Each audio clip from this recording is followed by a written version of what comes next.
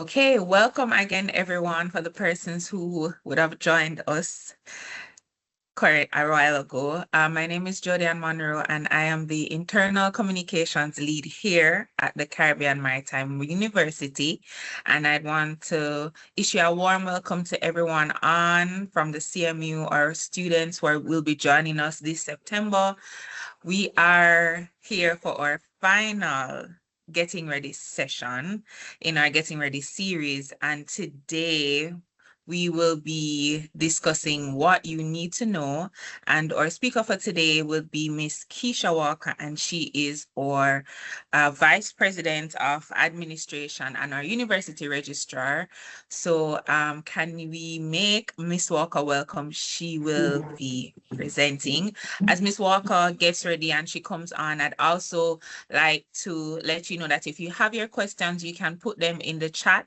The CMU team, we are here for you, and we'll be answering in the chat. So any question that you will have, you can share them in the chat. Miss Walker? Good morning, everyone. Are you hearing me? Clear, very clear. Very good. Thank you very much. Let me start by sharing my screen. Seeing the screen now? Yes, I do. All right. Thank you very much. Like Yes, we are. Thanks. Like Ms. Munroe indicated earlier, my name is Keisha Walker. I'm your VP of Administration and University Registrar. First, let me apologize for you not seeing my face. I don't believe I'm presentable. I'm actually out of office now, but you and I will get acquainted when we meet at orientation at the end of this month.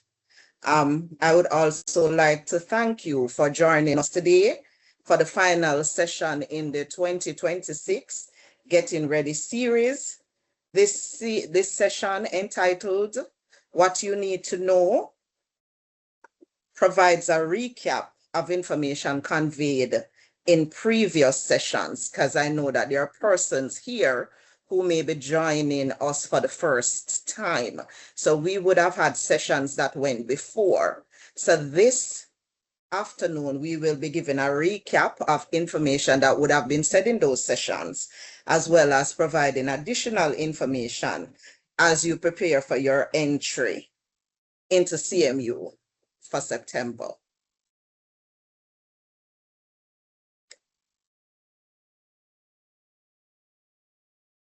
This. All right. For most of you, university is a new experience. It is therefore important for you to learn more about the environment that you will inhabit for the next 4 or more years. This is a brief introduction of the Caribbean Maritime University. So I hope that all the students here that would have applied or before you applied would have actually looked at CMU and see what we had to offer. The Caribbean Maritime University was established in 1980 as a partnership between the governments of Jamaica and the Kingdom of Norway. We have actually gone through 4 name changes since our existence, and we became a university in 2017. We are the sole maritime university in the English-speaking Caribbean. It means that we're the only university in this hemisphere at this juncture. You have other universities in the Caribbean that may have a department that teaches marine-related courses, but we are the only university in the Caribbean, as well as in Jamaica, that is purely focused on maritime education and training. We are ranked in the top 15% of maritime institutions in the world when we gained membership in the International Association of Maritime Universities, which is a global network of institutions around the world that provides maritime education and training. We are of 700 universities. We are in the top 82. And we have 5 locations for the the CMU, the Palisados campus, which all of you will be at for the orientation, Port Royal campus, Monique, which we have a franchise arrangement with, Monique College, our Western campus in Montego Bay, which is based at the Montego Bay Free Zone Complex. And we have a Suriname campus that will be in effect at the end of this year. Now, entry to CMU means that you will be in our care for the next 4 or more years. So the process starts from application and ends with completion. This session will provide a brief synopsis on the following processes and how you can successfully navigate each step along your academic journey. So we're going to be looking at application, acceptance, registration, orientation, progression, assessment, everything else that comes in between that leads to student success, and completion. Now, some of you would have already gone through some of these stages, but for those persons who are joining us for the first time, who may have just applied to the university, we just want to acclimatize them to the processes. Let's start with application. Now, most of you would know that application started online through our website, and you'll see a picture of it on screen. So you would have created your profile, and I'm going through the process because just in case you have persons in the room who have a friend or a family member who wants to apply, they would have to go on our website, create a login profile, complete an application, upload required documentation, review the application when they're completed, and then submit the completed application. It is important that you click submit. Since this series has been going on, we have been hearing from students who indicate that they have not received the package. And when we check on their applications are still in draft. It is important that you click that submit button. Now, because of how the system is structured, once you submit, in that same window, you are able to track where your application is in the system. Our recommendation is that you always check back, always review, because from time to time, depending on your application, you may be getting prompts from the system in your email that you need to review to revert back to us. Track your application carefully, monitor your email. If you know that you're using your parents' email, I would recommend that for the application process that you create your own email address, because that is where we will be sending the information to. You don't want to be using your parents' email address, and then we're sending you prompts asking you for additional information, and you're not seeing it. All right, so have your own emails. Now, the type of applications that we get fall into 3 general categories. Students who are seeking regular entry, first-year students. You have students who are seeking advanced placement, still applying, but may believe that they don't need to start at first year, but at a higher year. And you have those students who may not meet the general matriculation requirements who apply for mature entry.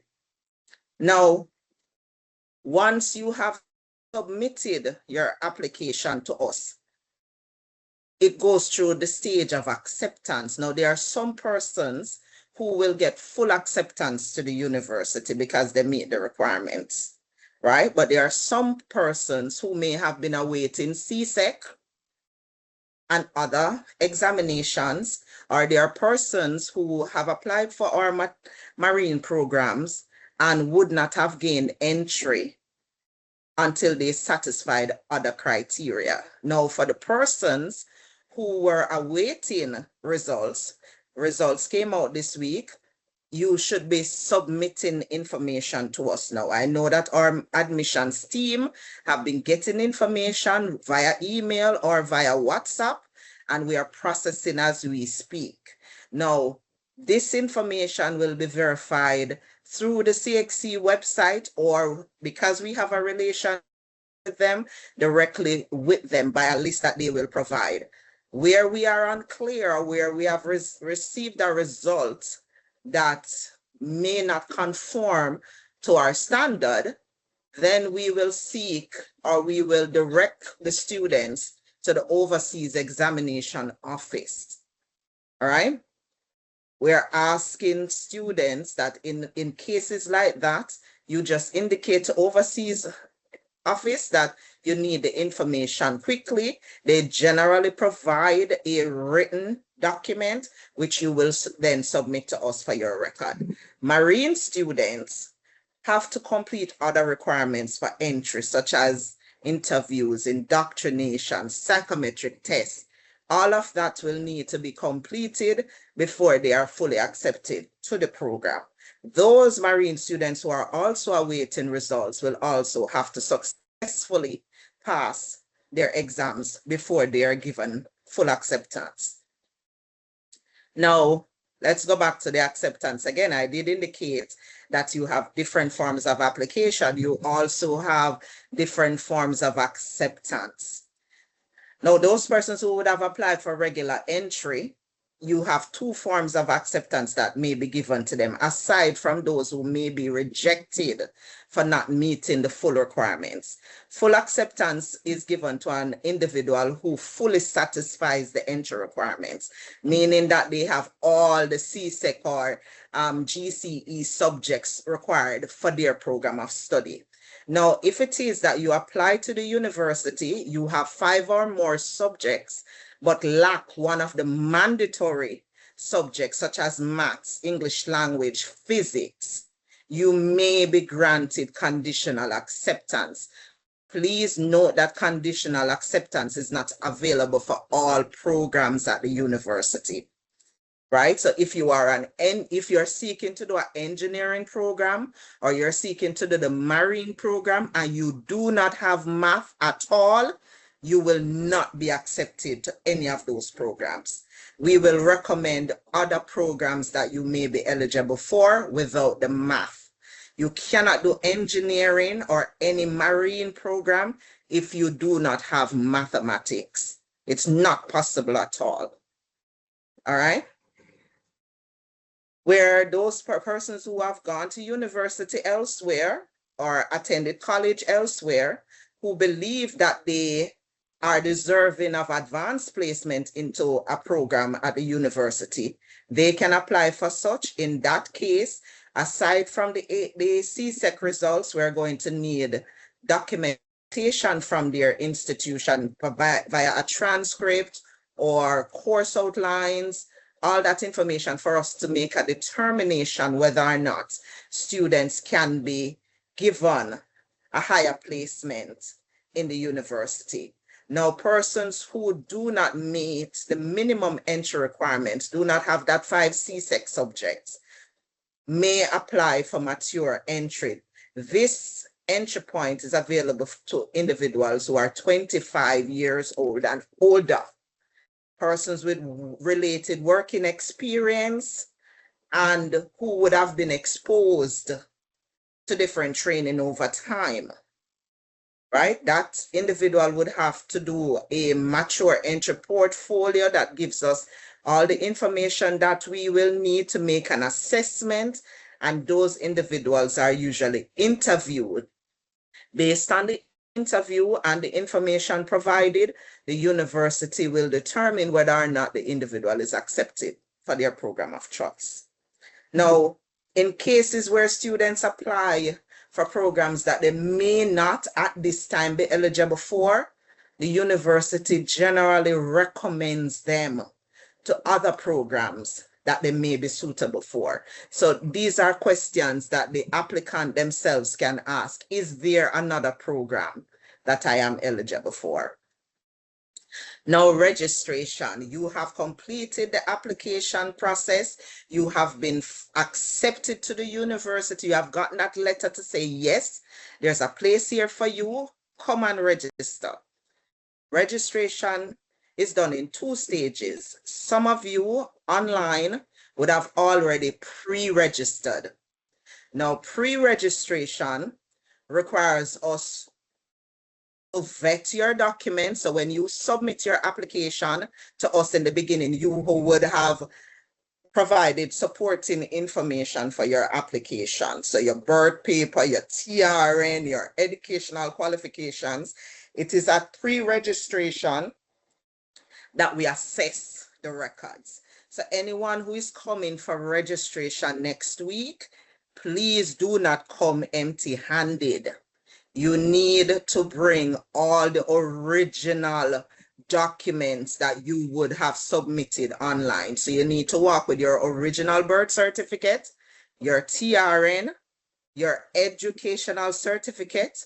Now, the university will accept the slip for those persons who just completed CSEC or GCE or City and Guild.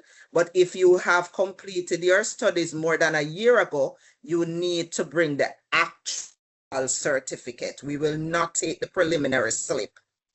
There are other things that will come, and it will show in the next slide. So ensure that you bring the originals, please. Now, pre-registration, once you go through that process, you have limited access. What it gives you is a place in your program of study.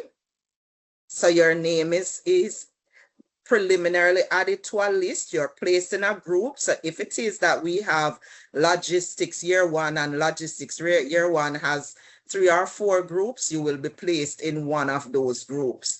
You will be issued with your CMU email address. And this is very important. Your email address is what, after that day when you register, you will use to communicate with the university until you leave us. So if you have a personal email address, kwalker@gmail.com, we will no longer communicate with you on that email. The email address that the university will communicate with you on is the one that we give you. Now, the access that you have at pre-registration is initial and it is limited. So you will be able to go to face-to-face class. We will allow you to sit in the class for a week or 2 to see if this is for you. You have that opportunity, but please stay tuned to what I'm going to be saying later on in the day, because you cannot be sitting in the class forever. At some point, please note on the screen, pre-registration is at no cost to you. Pre-registration is done every semester, at the start of every semester. And you do get a week or 2 where you can decide whether or not you're in the right place. These are the documents that I indicated before that are collected at the pre-registration stage. This PowerPoint will be shared with you so you can make a note of this information. Registration now. So you have pre-registered. You have been at the university for a week determining whether or not this is where you need to be. At some point, you will have to pay tuition. And I'm thinking that most of you will not be coming in September and not pay something. You will see later where the university does have payment arrangements. So payment in this sense doesn't have to be you paying off your full tuition. If it is that is not possible for you, but you must be on some payment arrangement with the university, because your access will stop at some point if all you have done is pre-registered. Now, with registration, which is full registration, when you have paid, whether your full amount or you're following your payment arrangement, it will allow you to access your ID card, which is issued. The form that you will use to get your identification card is actually issued from the Treasury. So if Treasury doesn't give the ID office indication that you have made payment, you can't get an ID from the university. The university's ID, if you are a certain age, allows you certain benefits on JUTC as well. You will hear more of that when you come to orientation. Registration allows your name to go on the class register. And this is important because attendance is important. It gives you access to your health and accident insurance, which is a part of your auxiliary fees. You cannot participate in internship or go on any field trips unless you have paid the auxiliary fee and part of your tuition. Why? Because companies require that we indemnify them when we take people to their compound. That is why you need insurance. If you are not insured, we can't send you anywhere. Creation of student profile to allow for you to see your grades. Now, the system that you're currently on when you apply, when you become a student and you get that email address, it opens up the student registration system to you. So with the system, you are able to monitor your progress. So when you pre-register and you pay money, all of your classes automatically populates on your profile. So you will see for semester 1, 2, and for the rest of your tenure, the subjects that you will be doing in each semester. If you cannot see the subjects, it means that you have not paid. It means that you cannot get any grades. Registration gives you unfettered access onto our online classes, face-to-face classes, labs, and labs mean workshop, computer, electrical, anywhere that you need to go long-term. That is what payment gives you. If you are unregistered, that you will get stopped in your tracks at some point. The system gives you access to the learning management system. And I want you to listen very closely here. The only students who will have access to the online learning management system are those students who have paid the university. It means that if you have made no payment at all, you will not be able to submit any assignments. Any assessment that the university gives you has to be uploaded through the learning management system. The information from your lecturers in terms of class material, course outline, all of that will be on the learning management system, the Moodle platform. If you have not paid, you will have no access to that platform, and no lecturer will accept your work unless it is in that platform, right? Payment also releases your examination card at the end of each semester. It is important, and you will see in a while why it's important, because without an exam card from the system, you cannot sit exams. Registration also opens you to the library. It gives you access to our sporting teams. Those persons who wish to play for the university cannot play for us if they are in arrears or if they have not paid. Because if you have not paid, you're really and truly not a student of the university. It gives you access to Wi-Fi. I mean, we have complimentary Wi-Fi on the campus to some degree. But as I said, internet fees are in your auxiliary fee, so it's a requirement that you pay it. Access to workshop and labs, access to the examination rooms, and access to registry services. On this page, you will see a copy of the student authorization card that is issued by the Treasury for persons to go and take their ID card. This is a sample. The room will not accept anyone who doesn't have this authorization, because this is what is given to show that you have paid. Now, these are the services that the registrar offers, and it is only opened to students who have paid. Now, I must tell you, there is a service that is offered to students who have not paid, and it is only letters that needs to go to financial institutions.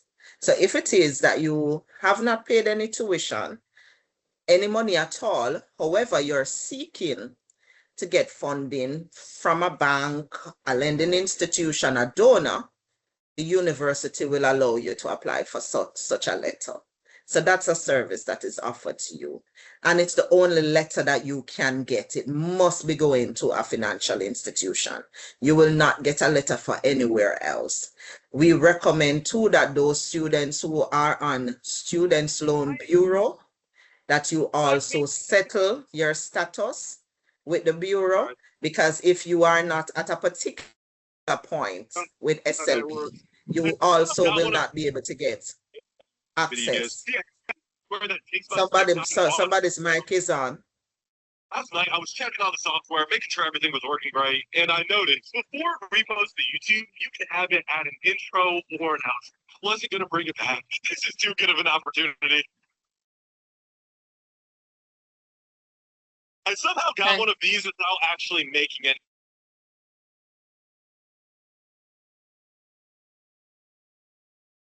Can you hear me?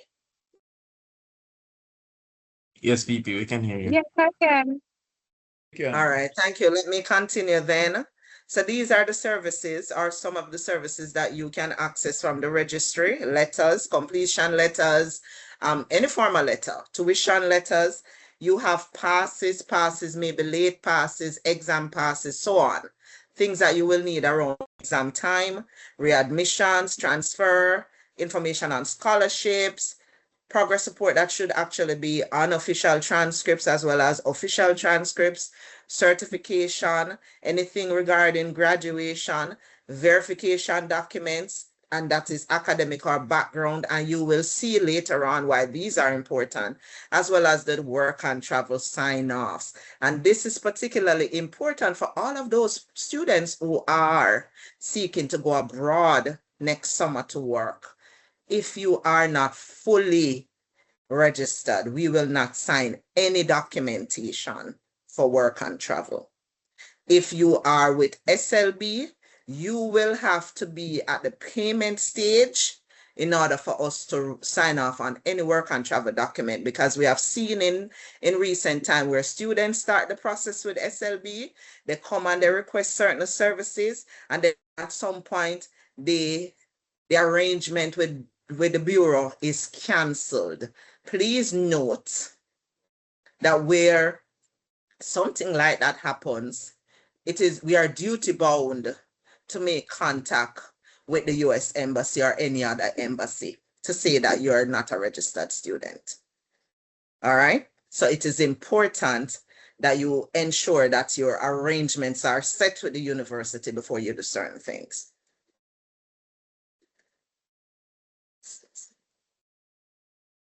Okay, let me see. Right. So payment. And I particularly highlighted number one because it's important. There is a cost for tertiary institutions, so tertiary education. So no one should be coming to university thinking that it is free education. It's not. You have to pay tuition at the tertiary level. So I know that persons at the primary level or maybe the high school level may not have paid because of arrangements with the government, but at the tertiary level, you have to pay tuition. All right. At CMU, you are required to pay tuition as well as auxiliary fees. Those students who are boarding with us have to pay boarding fees, and boarding fees have to be paid before you go and reside at the facility. So that's important. Now, the fees are not in your acceptance letters, but you can find the fees on our website at the link below. Just log into cmu.edu.jm and go to that page. Payment options are available through the Office of the Treasury.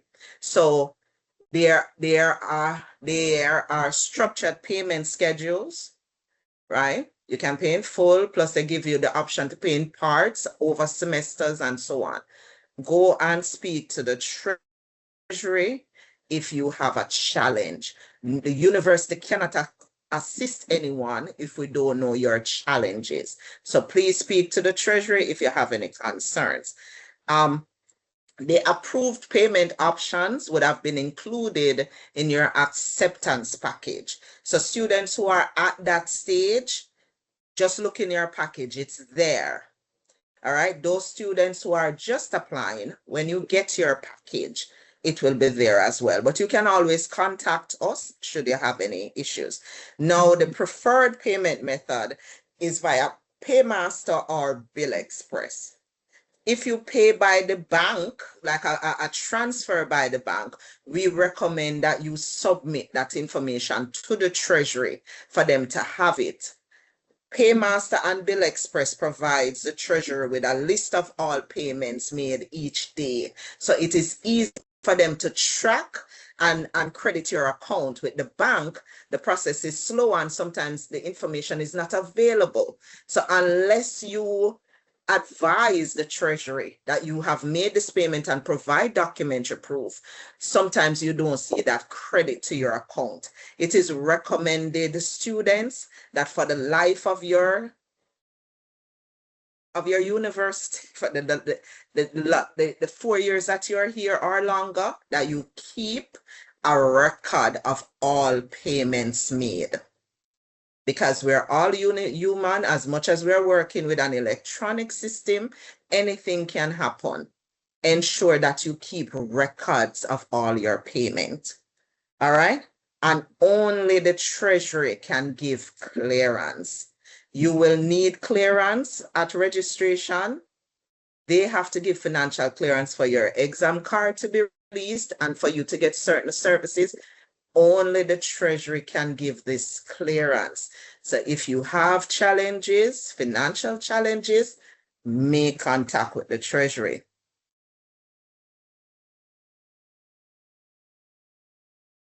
This is still not moving. Okay, continuing. Remember, I told you in the beginning that at pre-registration, you're allowed access to classes in the interim, an initial thing. Based on our policy, less than 1 week, if you have made payment to the university, you will get your full 100% refund. 1 to 4 weeks, you will get up to 90%. So you'll be here, if you're here for a month and you have paid and you decide that this is not where you need to be, you can apply for a refund. If you decide that this is not where you want to be and you wish to discontinue or withdraw, it must be in writing. After the 4th week that you're here, you are going to be billed. And according to our policy, we are required to bill you. So it is important that if it is that you leave within the specified time, that it be in writing and we are advised. All right? Please ensure that if you decide to withdraw or discontinue, that you liaise with the Treasury to ensure that if you're not to be paying anything, it is properly reflected. All right? Now, new topic, orientation. Some of you would have already registered, so you're waiting on orientation. The new students, you're going through the process still. Orientation comes after registration, and it is scheduled for August 30 to September 1. So I did indicate that you're not seeing me, so you will all see me on August 31 when we have the official opening exercise. Now, we start on the Sunday with a church service. We are going to have a session with the parents and guardian and spouse, as well as those persons who are going to be staying in residence. We will have orientation for them. On September 1, you will actually have an engagement with your faculty, where you will have academic advising. You will meet representatives of the Students' Union who will be having a alignment section for you. Plus, you will do the campus tour. Now, for Monday and Tuesday, you are required to be in uniform. Full-time students are supposed to be in uniform. If you have not yet bought your uniform or it's not available at this time, you're required to wear a white top and a dark bottom. So it can be a skirt or a pant. You cannot wear any jeans, right? You need to wear an appropriate shoes. The ladies who attend or student or female students, when they wear skirts, they're required to be in black stocking and appropriate black shoes. They can also wear pants. So the option is there for the females if you want to wear a pant or a skirt. Now, part-time students, there is a dress code for the university. You can't wear cargo shorts and flip-flops and stuff like that. We require you to be in proper office attire. So just as if you're going to work, right?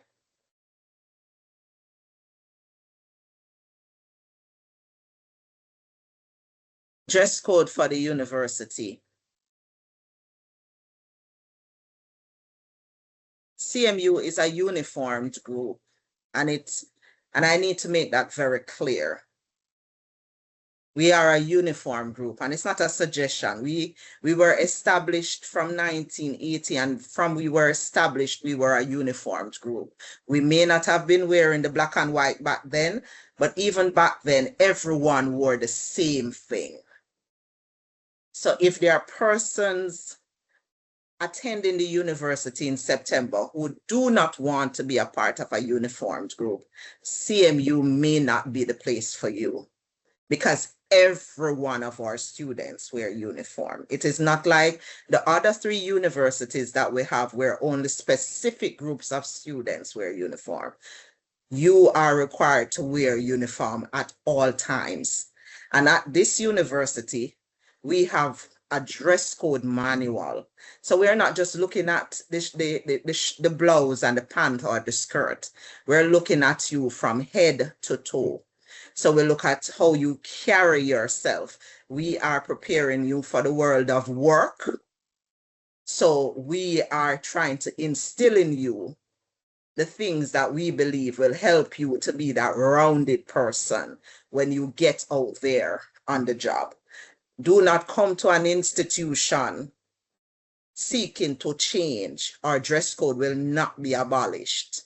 It is in place. If this is where you want to be, know that you need to wear a uniform and you need to conduct yourself or deport yourself in the way of the standard. If you breach our dress code, you can be expelled. If you are written up 3 times for the dress code, you can be expelled. If you breach any of our rules and regulations at the university, you can be expelled or you can face disciplinary action. Every disciplinary action that you get is written and it is placed on your student file. Some disciplinary action can be expunged, meaning that before you leave here, before you graduate, depending on the offense, you can get that removed from your file in its entirety. However, there are some things that cannot be expunged from your file. And if it is that you breach to the point where you have to go before the disciplinary committee, like in your 4th year, that gives you no opportunity to expunge your file. So I'm asking you students, read your handbooks, all the manuals that are there so that you know your rights and responsibility as a student. Even your disciplinary record at a university can follow you into your jobs later on. When you go out there in the world of work, everyone is doing background checks. They are not just checking on your academic standing at the university. They look at everything. They look at your character, what you did here in terms of club societies. Did you have any disciplinary issues? Did you have any character flaws? Things like this. I'm saying you are in university now, getting ready for the world of work. Know that you are preparing yourself, all right? And know to stand on the right side of the rules and regulations. Now, we're at progression, which is the most important part of this presentation, because you have gone through the orientation process. You come here September morning and you are now in class. You are now officially a student for the next 4 years. Please know the faculty that your program falls. I should be able to stop any student on campus September morning, and they should be able to tell me the faculty that they're in and be able to tell me the correct name of the program that they're studying.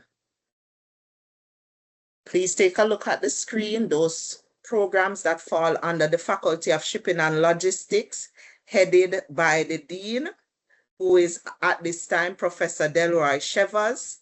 Professor Shevers' tenure will end at the end of August. So your new Dean will be Mrs. Kelleen Johnston Davis. She takes office as at September 1. And the email address for that faculty is fsl@cmu.edu.jm. If you have any challenges while studying in any of those programs, you reach out to your faculty. The Faculty of Engineering and Applied Technology is headed by Dr. Kahuna Miller. There's also a Deputy Dean, Dr. Raquel Wright. The email address is fiat@cmu.edu.jm. Please take a note. Take a look at those programs that currently fall under that faculty. The Faculty of Marine and Nautical Studies, which is our founding faculty, is headed by Captain Devron Newman, and the email address is fmns@cmu.edu.jm. Under that faculty, there is the Center for Professional Training. Now, those students who will be going to C will be required to do short courses. It is through that center or that department that you will do those short courses. The School of Graduate Studies and Research is headed by Dr. Yvette Smith Johnson, and the email address is graduatestudies@cmu.edu.jm. Once again, please know your faculty and how to make contact with them. Progressing through your program. Now, this information is really for the undergraduate students. The pass mark at the university is 50. Although for the marine school, there are some courses where you have to get 60 and above to get a pass. Now, you must pass the course with 50. The course outline or the coursework is rated at 50 while the exam is 50. So if you're going into an exam with 15, it means that you have a long way to go in that exam to pass the course, right? The minimum GPA requirement for successful completion is 1.7, which is a 50. So if it is that you studied at the university, all right, look at year one. All of your grades are below 1.7. It means that you may be stopped in your tracks at the university. If at the end of the day in year one, your GPA is below a certain point, you will be stopped, right? Look at your handbook because there is information regarding progression. You can't fail a certain amount of courses over time, and you cannot carry courses into different years. So please be knowledgeable about the requirements for your programs. Monitor your own progress via the student management system. Remember, I told you that once you register, all of your courses get populated to the system. You should be also getting a program outline. Find out from your faculty, let them give you a copy of the full program outline for your program. Know that for the 4 years you're here, you're going to do maybe 50 subjects. And as you go through each year, each semester, you just tick off those subjects that you have passed. If it is that you fail a course, you get a grade below 50, You're going to have to repeat or resit the course depending on the score that you get. If you continue to fail courses, if you have to do a course more than one time, it impacts on your overall GPA, which may also impact on your ability to graduate in 4 years' time. So monitor your progress. Please note that not because we're near the C is not something that we should aspire to. Always go for A's, and then if we don't get A's, we may drop to B's. Do not look at C as a pass. Pretend it's not a pass. Always look to get A's and B's. Communication, and this is important. We know that every school has their challenges, and communication is often sometimes one of those challenges that we have. I did indicate to you that you are given an email address. All staff and students are given email addresses. This is the only email address that you should use to communicate. The Data Protection Act of Jamaica indicates that your records, student records, are confidential records. It means that we should never be having conversations regarding you or your standing or your records at this university via a medium that we don't trust. So the only medium that we trust is the email address that we give you. That is why we will not be writing any Hotmails or any Gmails or any iCloud email addresses. We will only be writing you on the email address that we provided you with. So when you're communicating with your lecturer, you are supposed to communicate with your lecturer using their email address because they have one.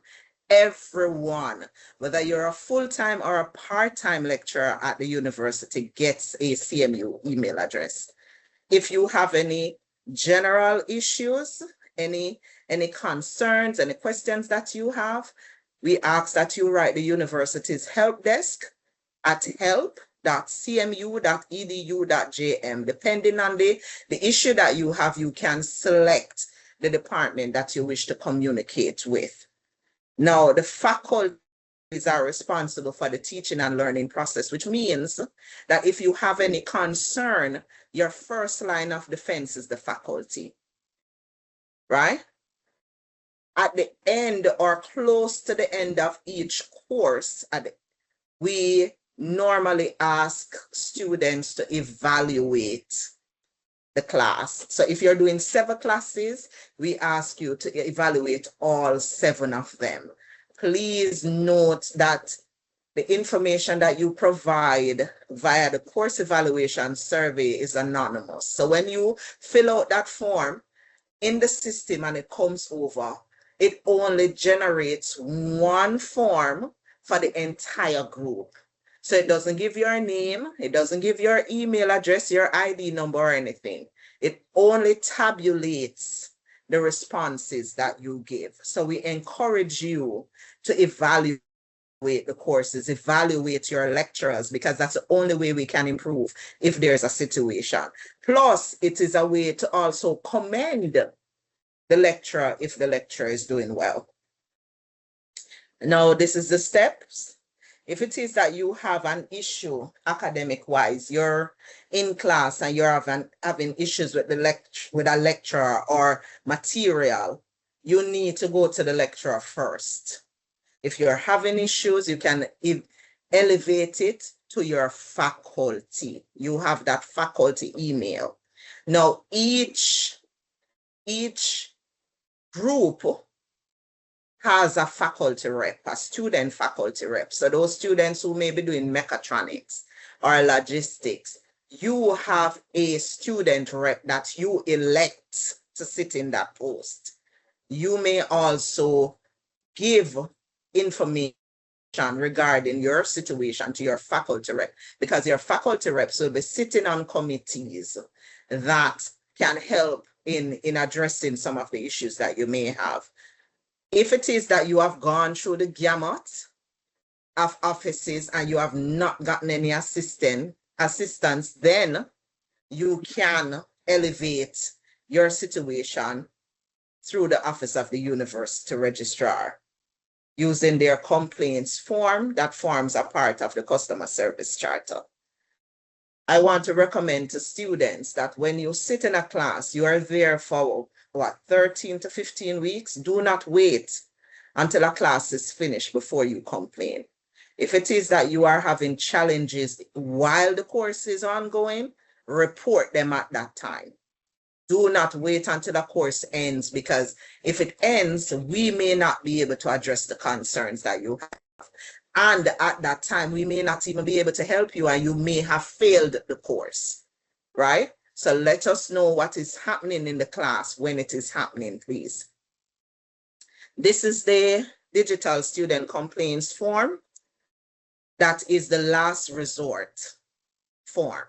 If it is that you have done everything and you're not getting any headway, you can use this form to report it to my office, because based on the Customer Service Charter, this is the office for major complaints.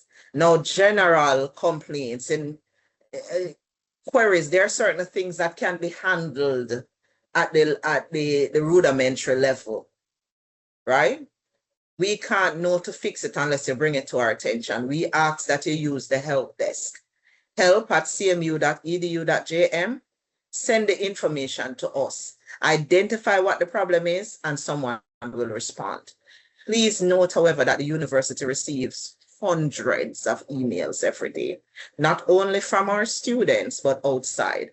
So we're asking you to give us time to respond. And if all else fails, our doors are normally open. Seek to get an audience with who you wish to speak with.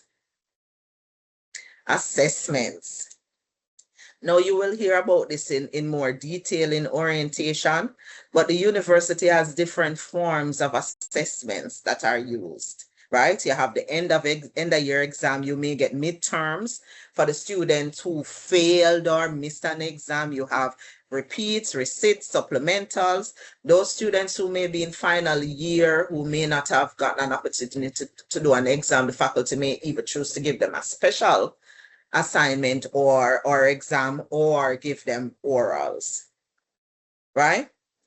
I am, again, encouraging you to read the student's handbook as it relates to assessment requirements, right? Particularly since you are going to be required to the final exams, and there are specific instructions that need to be followed when you're going to do exam. You don't want to go into exam and hear that you breach and you have to go before the disciplinary committee. You don't want that.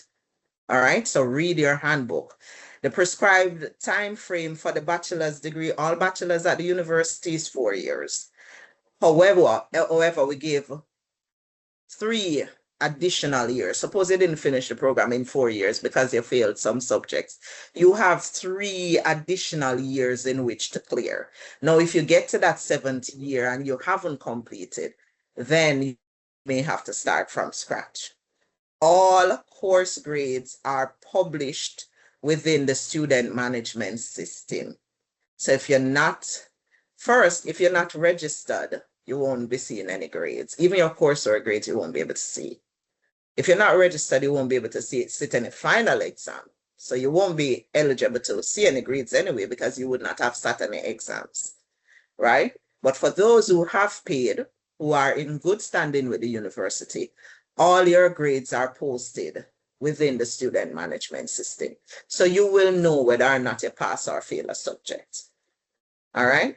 You will know whether or not the lecturer inputted all of your grades. So suppose you did 4 or 5 assessments, but you're only seeing 2. You will know that something is wrong to make contact.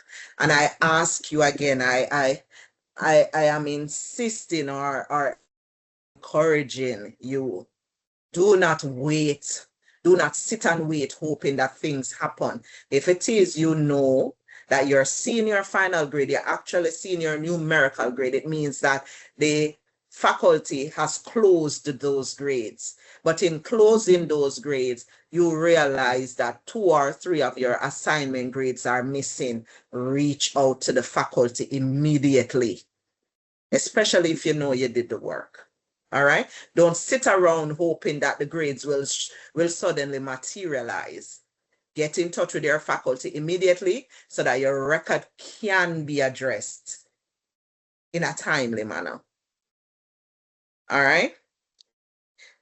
All courses contribute to your overall GPA. So most of the programs at the university has a mandatory industrial awareness component, or what we call work experience, right? You are required to do this as well. It forms part of your degree program. If you have not done it, it means that you cannot graduate, because we need information. Whether it's a pass or a fail or an exemption, it must be on record for you to meet the requirements for graduation and certification. I said before that the examination card is released by the Treasury.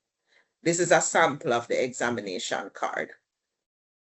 You will need one to go into the exam, because every course or class that you do, when you hand in your paper, the invigilator that you hand your paper to is required to sign the exam card. That way, you have a receipt showing who collected your paper. In the event it goes missing or something happens, you have proof that you handed in your paper.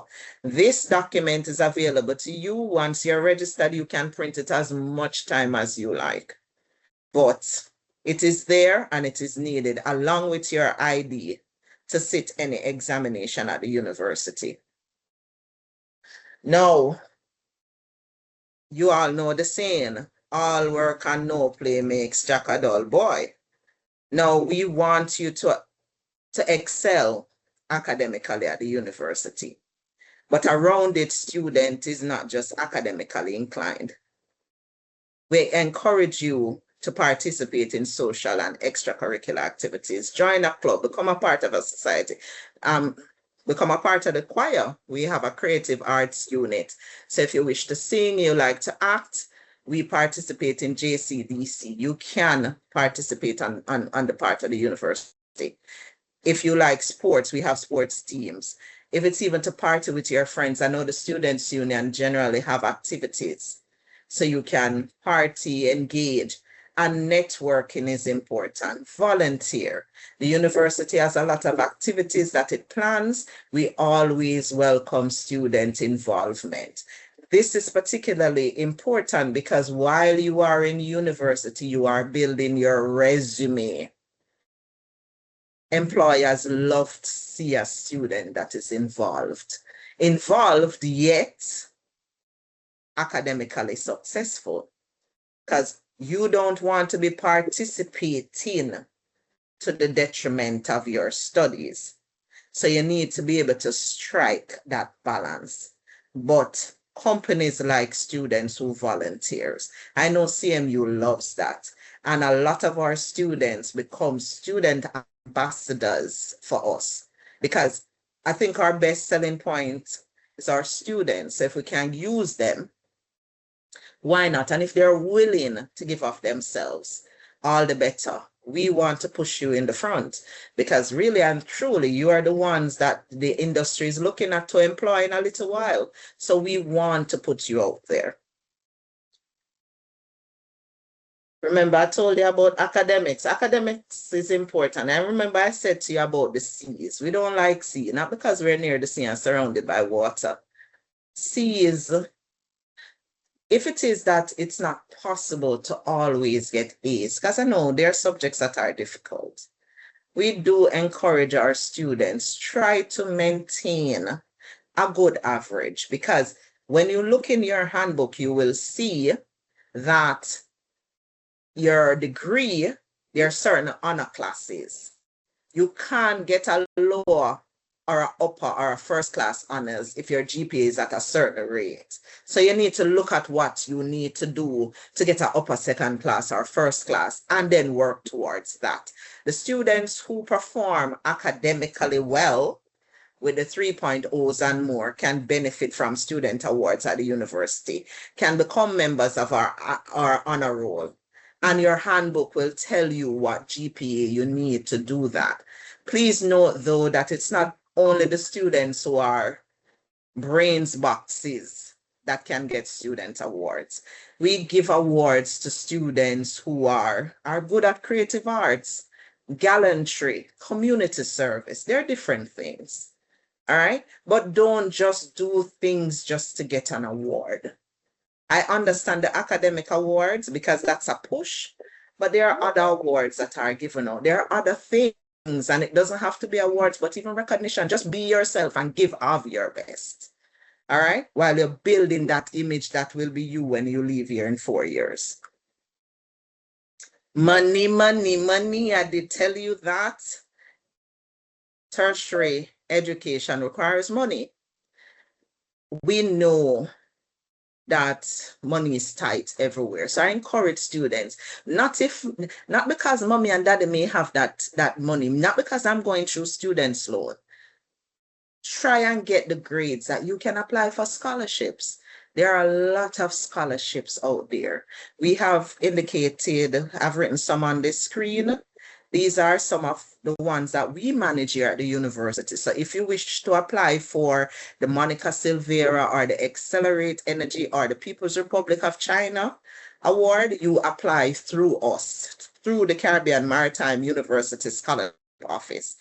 But you have other scholarships like the American Caribbean Maritime Foundation, who is our biggest donor at this point, the Ministry of Education, NCB, Grace Kennedy.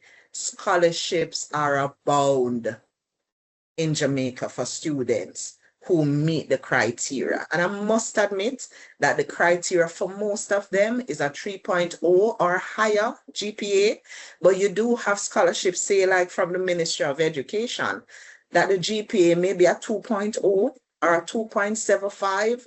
So those persons who may not be getting that 3.0, you don't have to dismay that nothing is there for you. But I do encourage you, give of your best. Because at the end of the day, when you get that degree, the man with the honor classes may have the advantage over the man who does not.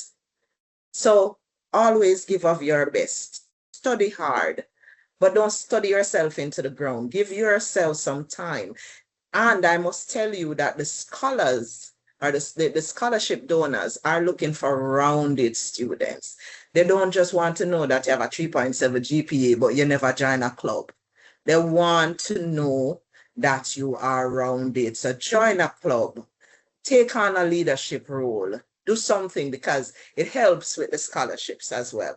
Plus you have some programs that help that you can go out. I know the PATH program, those persons who are coming from primary or high school level with the PATH can transition into tertiary with it. For JAMVAT, which goes through the Ministry of Education, you can give a certain amount of hours on a job, which they pay you for, and they will give you some help towards your tuition. The university too also has a Earn and Learn program. For those students who may need a little help, they can apply for the Earn and Learn program as well. So we get to the point where you have done 4 years and you're ready to bid us goodbye. In order for you to be certified by the university, you need to have completed all your taught subjects, that industrial awareness program that I told you about, which is 240 hours of work experience, and your final project or thesis. You also must not owe us. So you must have cleared any obligation that you have with the university financially, with the library, anywhere at all. You must not have any obligations outstanding. And if it is that you were accepted to the university conditionally, you will have to ensure that you meet or you clear that conditionality before. So if it is that you have signed one of those conditional agreements, try and clear the subject in the first year. We're more vigilant with that, but please try and clear the subject early. You don't want to get to the end and then you hear that you're stuck because of that. So clear it in the 1 year period that is stipulated in your agreement. Once you have graduated, and graduation is November of every year, you become a member of our alumni. So we encourage you to join our alumni association. You will hear more about that at orientation. These are some important publications that you need to become a FA with. Some of them are available on our website. Others you will get access to once you become an enrolled student. You have the student's handbook, which is your Bible, the dress code, as well as our code of conduct manual, which is also your Bible. The code of conduct will tell you about any possible breaches that you can make while you are at the university and the process. So it tells you about the disciplinary committee, the disciplinary appeals committee, any sanctions. It speaks about expunging records and so on. Grievance procedure as well as the sexual harassment policy, rather the anti-sexual harassment policy. So we don't condone certain behavior on our campus. So those documents are available to you to know what rights you have as students and how to start or have the process done with the administration. And I can stop talking now. Thank you for listening, and I welcome any questions you may have.